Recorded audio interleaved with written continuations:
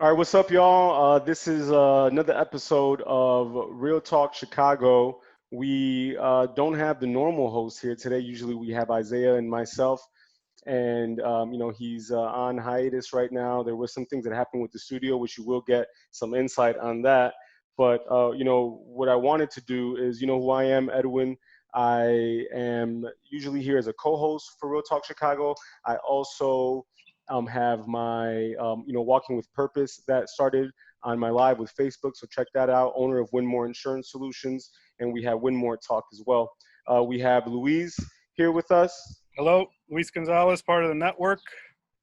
And then also we have a guest. So as you know, with everything being indoors and coming up with creative ways for us to communicate with our people out there that are focusing on the hustle and at the same time being affected by all this as well.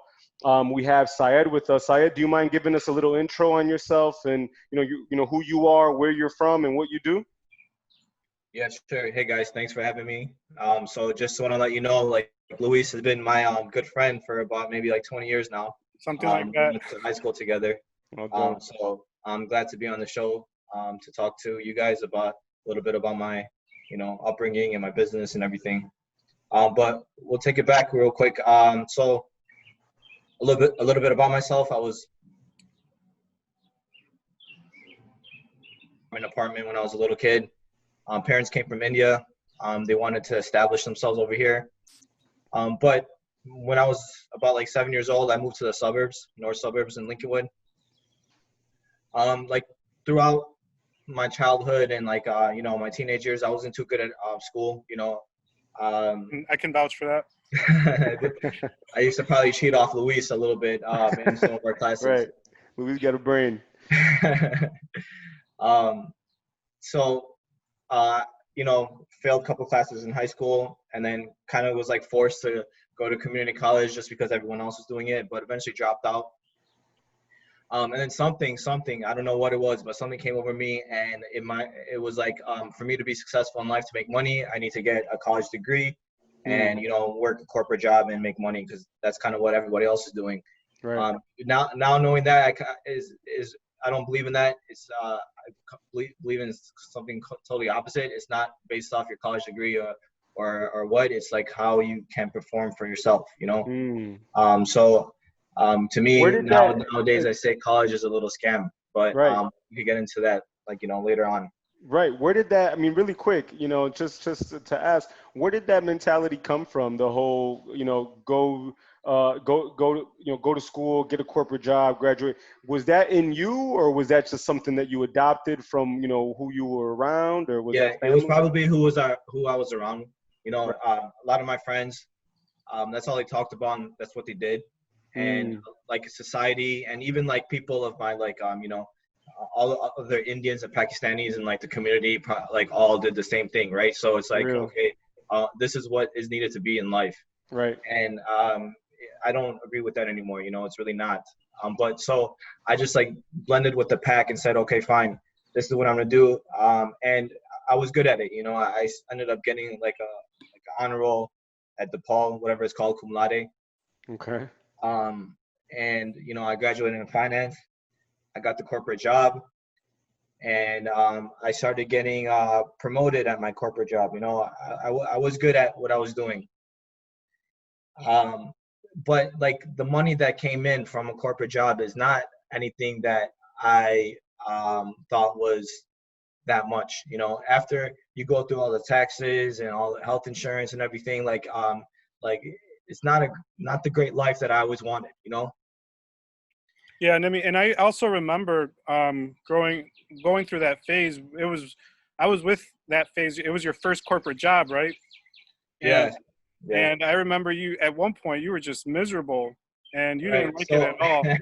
And I wasn't gonna bring that up, but okay. So right Yeah, out man, of I want to hear college, the nitty gritty, Syed. Don't hide from yeah, us, yeah, man. I Come can't on, hide don't anything. hide, we don't all go hide. we all go through it, man. We need to hear it. So my first job out of college, it was at this one finance firm in downtown. The salary kind of sucked. It was like $45,000. Out of college. It is what it is. It was right after like the recession happened in Yeah. 2011. The job market wasn't that great, and I took it. I hated driving into work every morning. Like there was even probably days that I broke down and probably started crying, you know, because like I had like this micromanaging like manager, and she just like made my life miserable. Like no matter what I did, I was bad at my job, and it took away my entire confidence. You know, like I thought like, okay, you know, I thought I was good in college. You know, I thought I was like, I thought I was a shit. I thought I was smart. Thought I was better than everybody. I had like the nice internship that got paid, you know, $20 an hour. I thought I was doing good. And all of a sudden I got hit with the real world, and I'm like, man, I suck at everything, you know?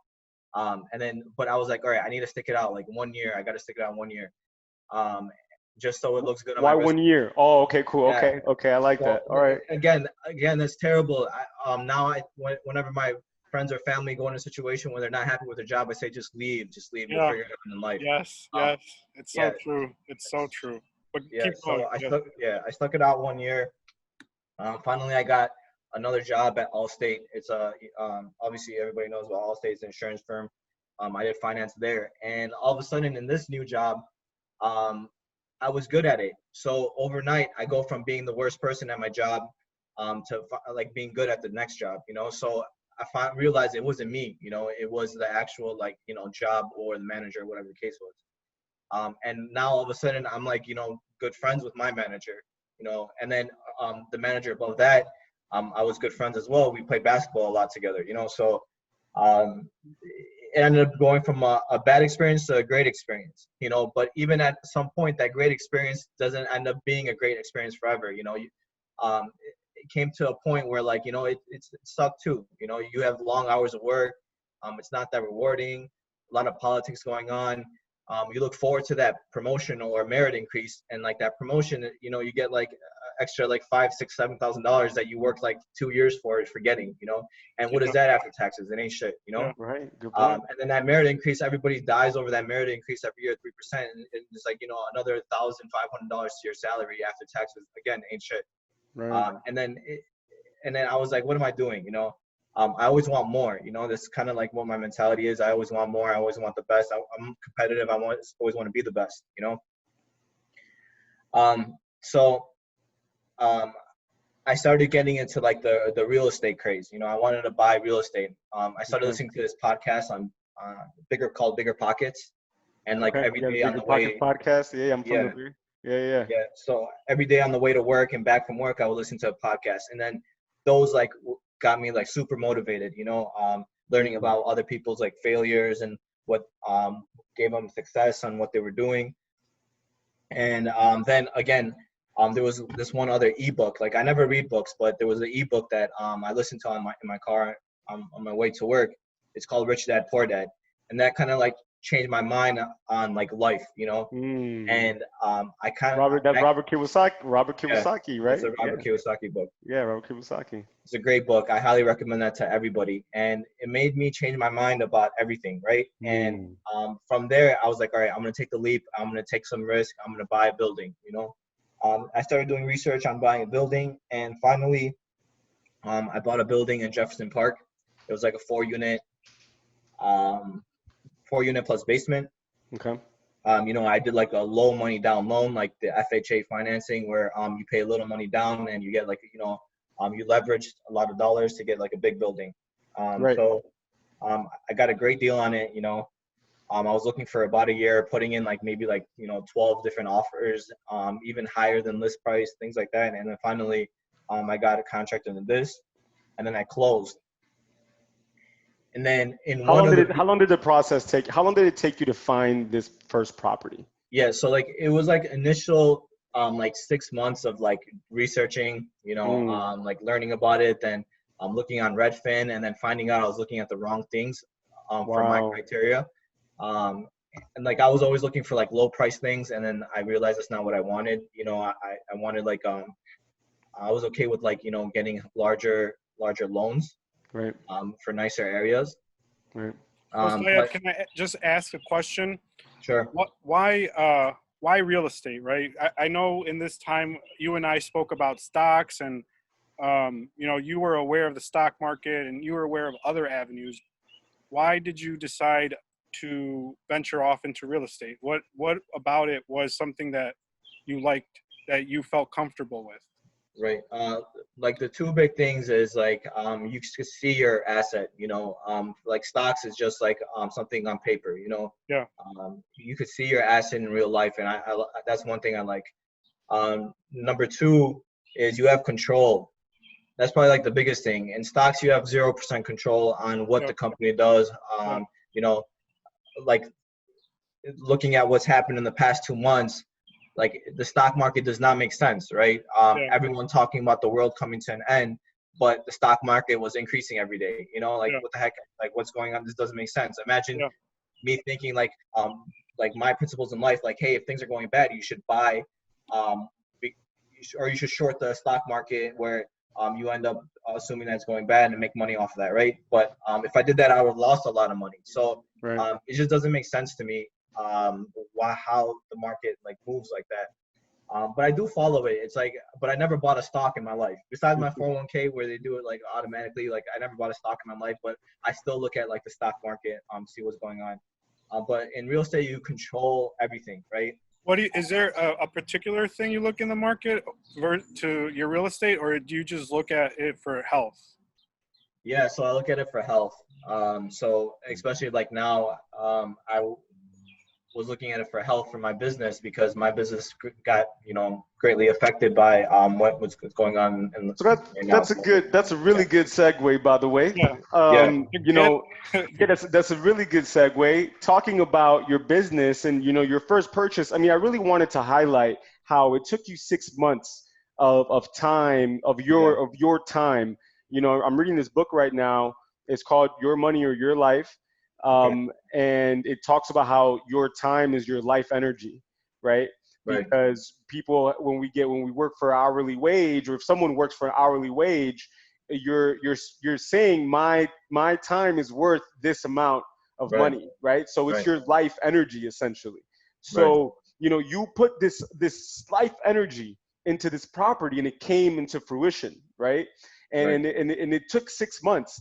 And it's something where you learned, and you said you were looking for the wrong thing for a while, and then you made these realizations through the process. So I mean, a big message, I mean, for our listeners is these things take time. This shit takes time. It's not overnight. You're not just gonna wake up and say, hey, I want to get a property, and in 24 hours you'll be able to get one. So now, talking about how your business has been affected right now, is it because the real estate business? I mean, let's talk about this. So you were in finance, you got your first building, and then I mean, what happened after that? Yeah. So just to take it back a little bit, real estate is not my business. Oh, okay. But I will let you know how real estate got me into my business. Okay. So it was actually longer than 6 months. It was 6 months of researching, and then it was finally like 12 months of putting in offers. So Okay. it was a long time. Right. I wanted, like looking back at it, like I wish I bought 12 months ago and then bought again 12 months after, because of like the way the market went up during that time, and then deals started getting less and less as time went on during that year of 2016. Right. But it took me a long time. So but finally in 2016 I closed, and it was that 4-unit building in Jefferson Park. But there was one of the units that I did something different in than like regular tenants, and that's kind of what changed my life to what I have going on right now. And then because of that one unit, it was like one of those aha moments, and that made me, after a few months of using that unit for something else than long-term tenants, it made me quit my job after 4 months of like doing it. Wow. Now, it made you quit your job because of the income, or did it make you quit your job because you're like, aha, I want to focus on this. I don't care. Yeah, This is what I'm going to do. Congratulations on that. But yeah, what you saw, you clearly, you're in finance, so you saw the future, like income coming in. I'm sure you saw something to say like, okay, I can make this. I can make my minimum payments, and I can, get this off the ground. How did you tell us a little bit more about that in detail? Sure. So with one of those units, I put those units on Airbnb. So the way I thought about putting it on Airbnb was again, I listened to a podcast of some guy that was killing it on Airbnb. And I had one of those like funny looking like basement units in, you know, a Chicago building. And I'm like, okay, you know, if I get a tenant, it's going to be a weird tenant, you know. I'm not going to like want somebody that wants a basement unit with like low ceiling heights, but let's just try Airbnb, right? And I put it on Airbnb in like February. You know, February is kind of slow time. Obviously, it's cold in Chicago. But in March, I made double the rent. What I made from a long-term tenant, I made double. I was like, whoa, like this is crazy, you know. April, I made 2.5 times rent. And then May, I made 3 times rent. And I was like, whoa, you know, like this is like a big opportunity. And I was like, all right, what do I do? Or what happens if I make my other units in my, you know, 4-unit plus basement Airbnb? And I put those units on Airbnb as well. And those were getting, again, 3 times rent in the summertime. And by June, I had my whole building Airbnb. And I told my sister, you know, all right, you need to make your building Airbnb. And every unit we put on, we got the same result, you know, 3 times rent. And then I'm like, all right, you know, I see an opportunity, you know. Right. I want to go all in on it. And that's when I was like, all right, like meetings at work started getting real boring, you know. People were talking about like unnecessary stuff that like I didn't care about. And like I was handling other stuff. I was getting like text messages and emails regarding like Airbnbs during, you know, work meetings. And I started losing interest. And I started getting like, that anxiety feeling on the way to work in the morning that I got my first job that I hated, you know. And that got me to be like, all right, I need to, you know, quit this like nice, you know, 6-figure salary job and, you know, go all in on this like, you know, business opportunity that had doing Airbnb rentals. That's faith, brother. That's no, I mean, I commend you. I love the message there. And, you know, thank you for sharing how, you know, you had this salary for yourself, right? You were making this 6-figure salary. And I appreciate that transparency because that's something that people need to hear, where it's scary to take those leaps when you have that comfort or that, you know, that safety, you know. But you saw something bigger, you know. You listened to that instinct. So you know, so you mentioned now, I mean, you're not in the real estate business at all. Yeah. Well, so real quick, and that instinct, that was just my instinct. Like when I told like friends and family and like, you know, I won't say, but my wife too, you know. Thank you. When I told them, hey, I want to quit my job to do this, they all thought I was crazy. You know, they're like, what are you doing? Like, are you okay? Like, why would you do such a thing? You know. You know. I just want to also, I'm sure while you were going to work and you knew what you were going to do, you started to detach yourself from work. And like you knew the end was near, right? So how was it transitioning from work to your new life? Like I can imagine you just starting to like not really care, like not give two cares about anything. And in the back of your head, you're just thinking of how successful you're going to be. How was that transition? Yeah, don't get me wrong, the transition wasn't easy, you know. You go from like a structured environment and like you had colleagues and coworkers and you're at work and you could go to lunches and stuff, and then all of a sudden, all right, you have nothing, you know. You have to make your own schedule, you have to do your own work, you have to be motivated yourself, you have to wake up in the morning and, you know, you got to take a shower. I stopped taking showers a little bit, you know.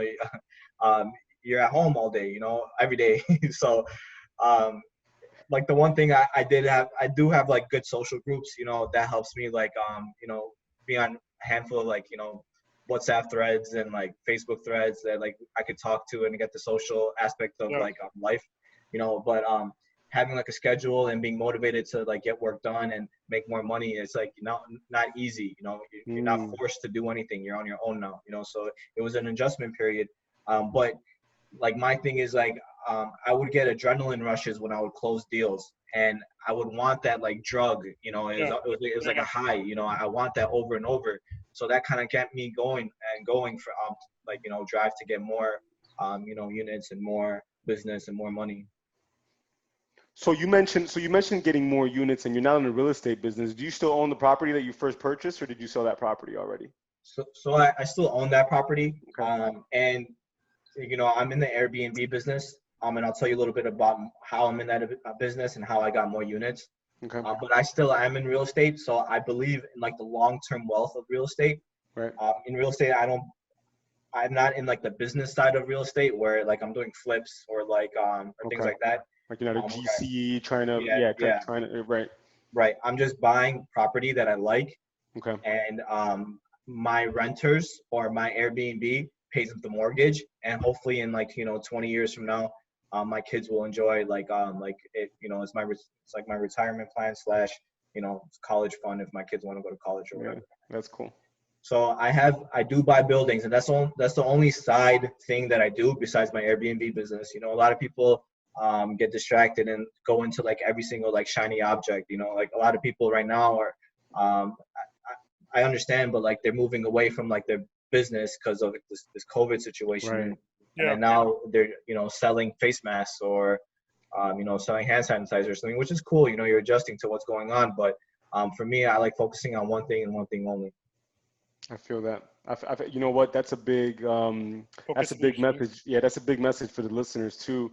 Is that aspect where there's something that I've noticed, at least with different business owners and different individuals, at least successful business owners and successful individuals, is that they focus on one thing, right? And even during the hard times, they actually focus on that one thing even more.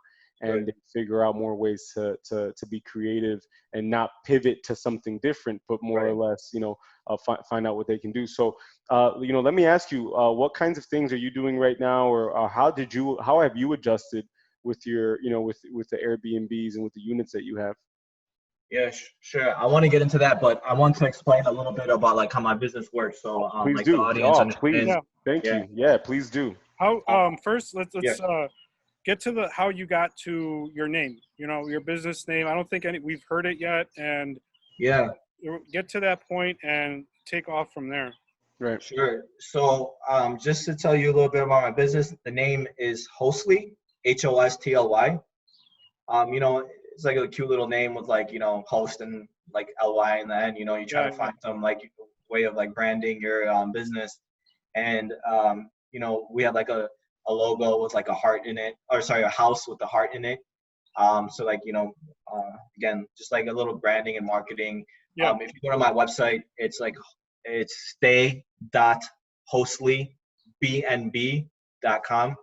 Maybe if you have like some like show notes. Say that again. What is it? Stay stay.hostly HOSTLYBNB.com. Okay.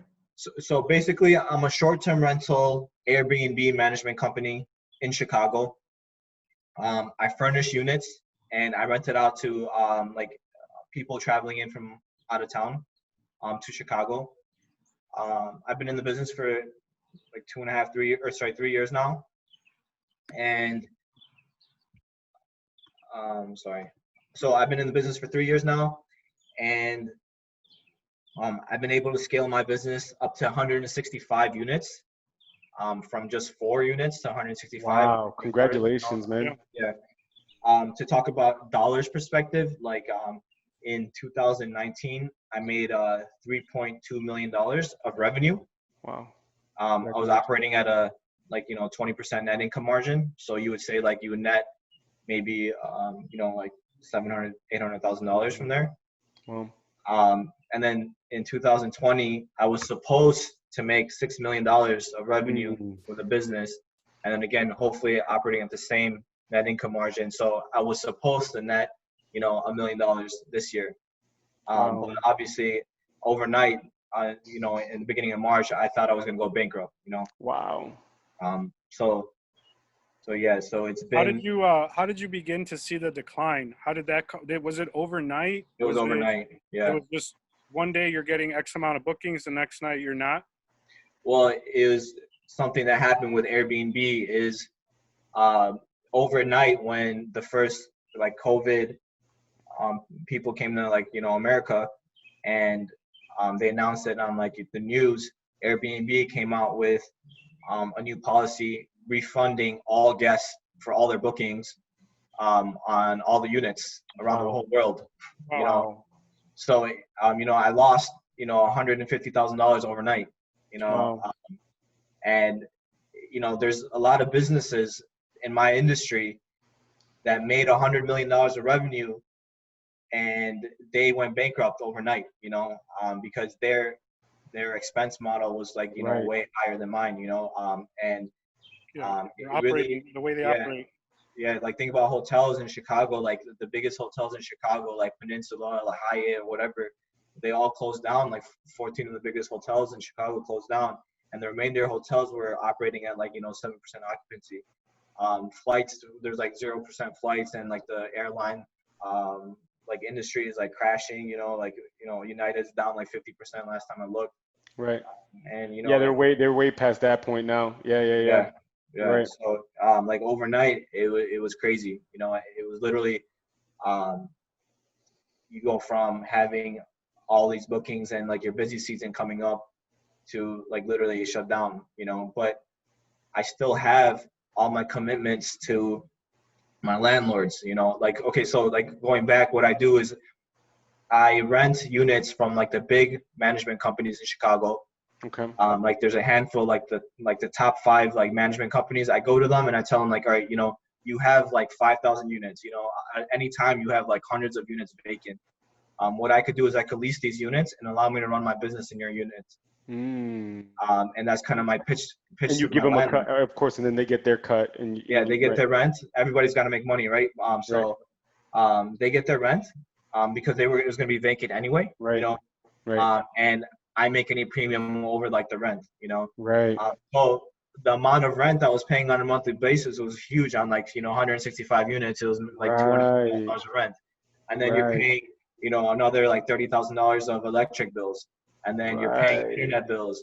And then I have resources. I pay I was paying maybe 30 or 40 a week, cleaners, runners, handyman, people on the admin side. So, you created like this operation, and all of a sudden, no money's coming in. It just stops. It stops overnight. So, wow. Like it takes the breath out of me now thinking about what I had to deal with 2 months ago. At the time, I probably had a straight face because like I didn't know like what the hell was gonna happen, right? Right. But looking back, seeing like, oh damn, like having to go through that again, like I can't believe that this just happened. My goodness. Yeah. So how did you? Did you change a motto? Did you just? Just have reserves? And you're like, right. So yeah, what? Yeah. So what had happened? Like the timing was like the worst timing like ever for my business, right? So I'm already going through my slow season between like November, December, January, February.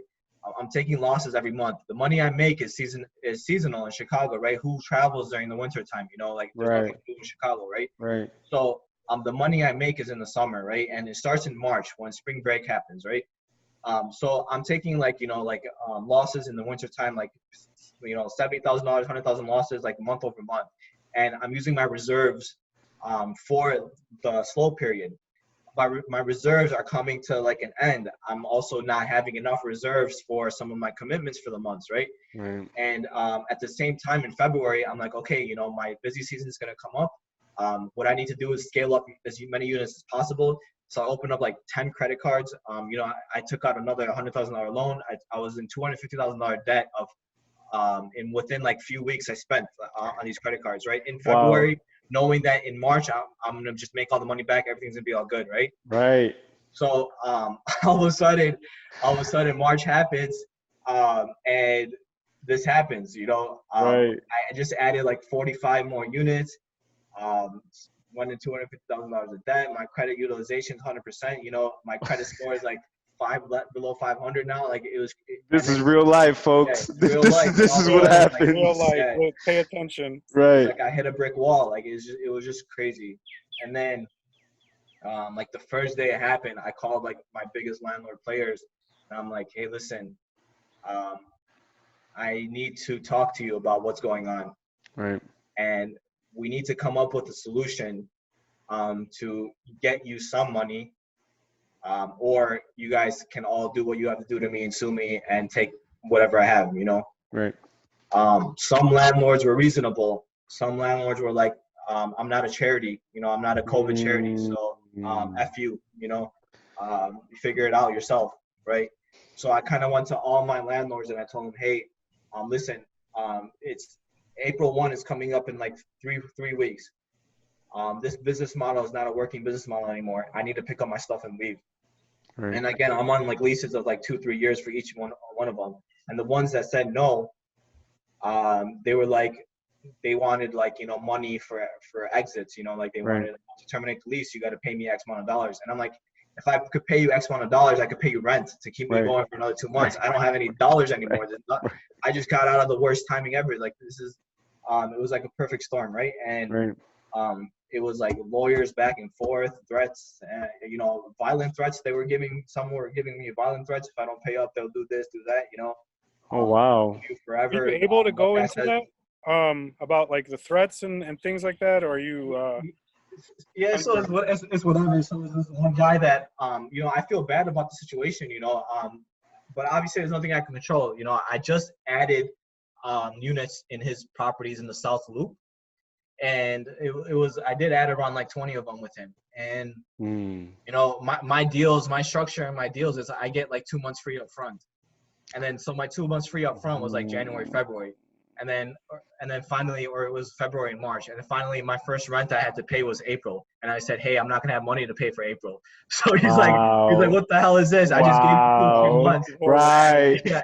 So yeah, he's like, I'm getting screwed over. He's like, you're effing me, you know? And I'm like, I understand. I'm like, I feel bad about the situation, but it is what it is. I can't do anything about it. I don't have any more money. Right. Risk you take on, right? He was like, you know, if you don't pay me, I'm going to shoot you.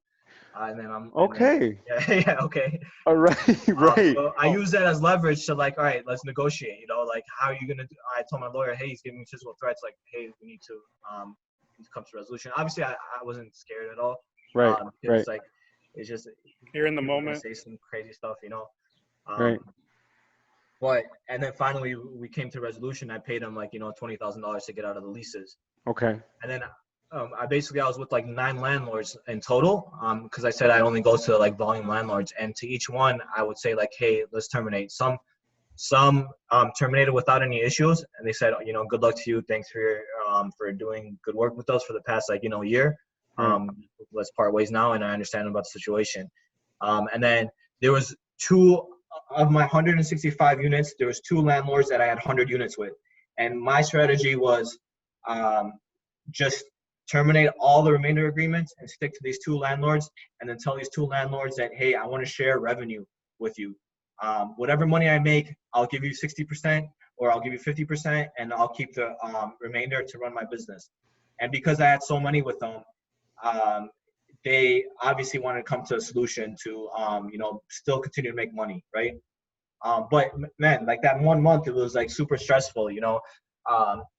For 2 years, it was all about growing and adding new units, making so much money and everything. And all of a sudden, it was like, all right, how do I save my life now? My one thing is I want to save my buildings that I had. I don't want to like sell my buildings to have to pay for, you know, leases. Right. So after a bunch of lawyer negotiations with each and one of them, I finally settled with all of them. And I terminated like, you know, 60 of my leases, and I handed them back to the landlords. And then I kept the 100, and for the 100, we're sharing revenue. And we're going to do that for now. Now we're not on any lease. And we're going to do that until like the summertime in July. We're going to revisit the situation, because if there's still a demand from long-term tenants and people are still renting and there's nobody's traveling, why would they want me to be in their units? You know, I'm not making them the money that I used to make, right? So they are saying, all right, you know, if it comes to a point, we need to bow out gracefully, you know, and hand back the units, and we'll part ways. So, you know, it could be in a situation in a month or 2 that I'm not in business anymore, you know. Wow. So I can't control what's going on in the world with this situation with travel, you know, but for me to survive to this point, it is something, you know, I could say it's successful, because a lot of my colleagues didn't. But now I still got to survive within the next 2 months, and I can survive in the next 2 months, and I hope I could be in this for the long term, you know? Right. Right. So it is humbling, you know, like a few months ago, I thought I was the smartest guy, like, you know, being able to create money out of nothing. And all of a sudden, all right, hey, you know, I need to make sure I have enough money to put food on my table, you know? Right.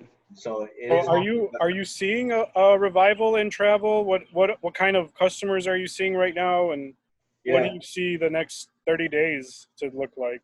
60 sure. days. So, well, I'll tell you. So in the last 2 months, I did make revenue.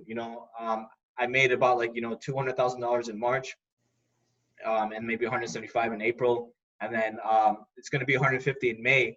But it's like a lot less units than I had before. Okay. So I did make money during this time, but it was at a slight loss after all the expenses. And the way I got these people to come in, travel was at zero. Nobody's on flights or anything. But we quickly shifted our business model to, only take in long-term tenants of about like, minimum 7 days. And we priced our unit like super low, to the point that like, if somebody went to a landlord for an unfurnished unit for the month, my price point was the same with the furnished unit. So we priced our real low, put a minimum stay of 7 days. So we got a bunch of local people that needed places to stay. So the type of people that stayed at my place are like first responders, healthcare workers, people that were in such essential businesses, people that were in between buying and selling a home. There was domestic violence type situations, like with divorce. People now all of a sudden you're quarantined with somebody that you're having conflict with.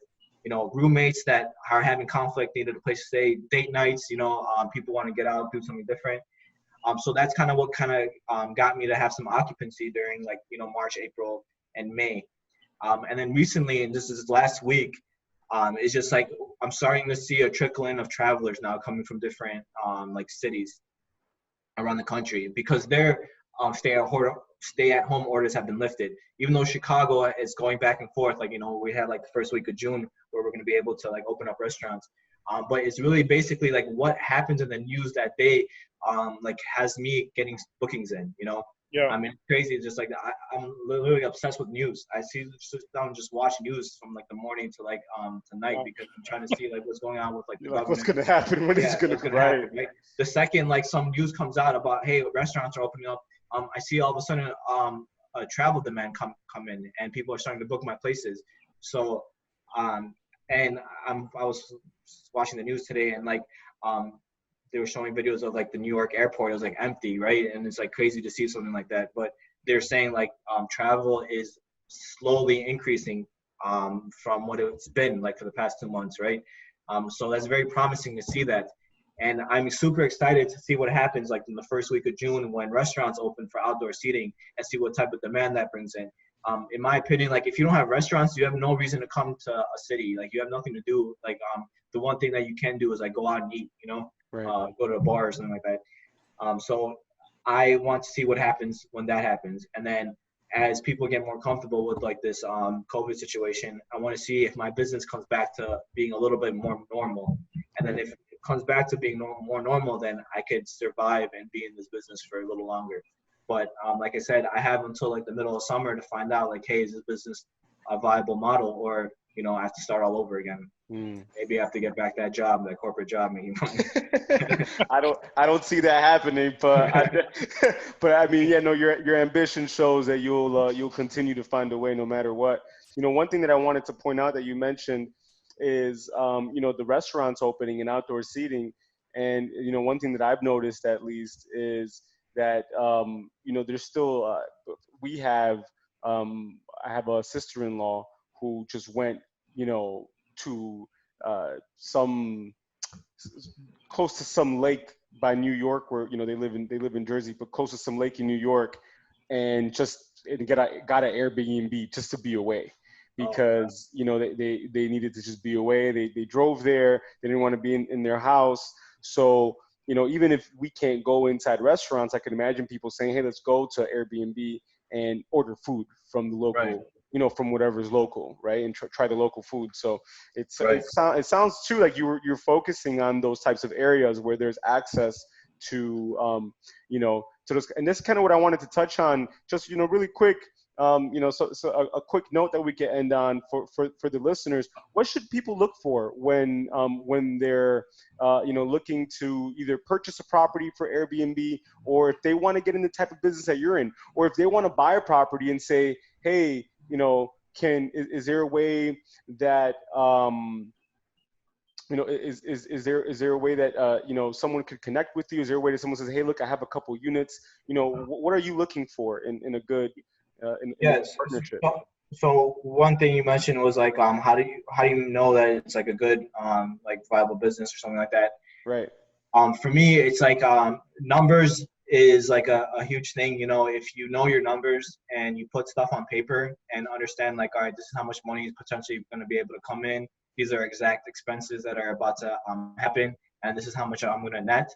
And then also put in like how much time it takes you to net that many dollars. If it's you're making X amount of dollars, but you're putting all this time and your hourly like rate for that amount of money you make is like less than what you would make going somewhere else, then maybe it's not the right thing to do. You got to have a value for your time, and in my opinion you got to value your time way higher than you would make at a regular job.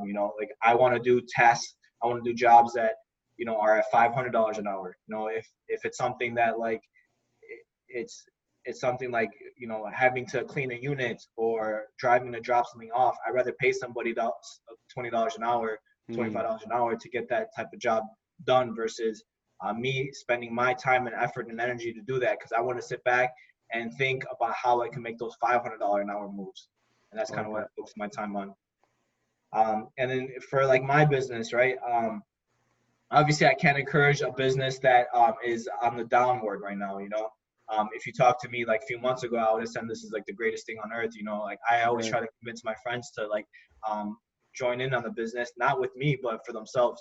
Right. Everybody has property, whether it's your mom's property or your aunt or your cousins or a family friend or anything, right? And the business model is so easy, and 7,000 people in Chicago are doing it, so anybody could do this business model, right? It depends on how big you want to get it. I want to get it as big as possible because it's just fun for me. This is something that's exciting. It's not always all about the money, but the money is like the scorecard. The more money you have, the higher ranking you have. And I'm all about competition. About sports, trying to be the best. But anybody could do this business. It's just you got to work at it. It's just common sense. Everybody just wants a clean unit to be in. That's basically 99% of the job. If you just have a clean unit, and you could just put on Airbnb, people will book it. Airbnb created that nice platform to market to people to come in on their software to like book people's places. Just get good reviews, customer service. It's to me it's common sense. But it is work. It's annoying when there's situations that happen that are not always smooth. A guest can't check in on time. Or they're locked out of their unit, or they're not happy with the cleaning job. You got to make sure that you go and fix it. Right. So it's work, but it's easy understanding to like get into it, and I highly recommend it to anybody when this comes back to normal, and hopefully like in a few months it does. What are some of the precautions you're taking as far as cleanliness, cleaning, sanitation? So our listeners can listen, and where can they find your properties? Yeah, so Airbnb came out with like some new policies on like requirements on cleanliness. So one of the things that they require you to have is 24 to 72 hours between guests, because like the COVID germs can only stay on surfaces for a certain amount of time. So I don't want to expose my cleaners to that as well. So we already started doing that before Airbnb came. Talked about it, so there's like a checklist of like certain things that we make sure that we disinfect, and clean, and we do have a cleaning supervisor to come in to make sure all those items are marked off the list to make sure like people are coming into a clean unit, because I don't want to be in a situation where I'm the reason why some of this disease is spreading. I agree. And what can you expect to see in the next couple of weeks, and how can our guests find your properties? Yeah, so again, go to my website to see all my units, stay.hostleybnb.com. And then you can see that 100+ units all over Chicago. I have it in the north side of Chicago, Lincoln Park, Lakeview, Uptown, South Loop, West Loop, things like that. And then also we're in the suburbs now, Oak Brook. I'm looking to expand in like maybe Warrenville coming up in this summertime with some of the developers I'm working with. And yeah, you could see all my units on my website. And then also, if you want to stay at one of my places, we're offering a discount if you have a code.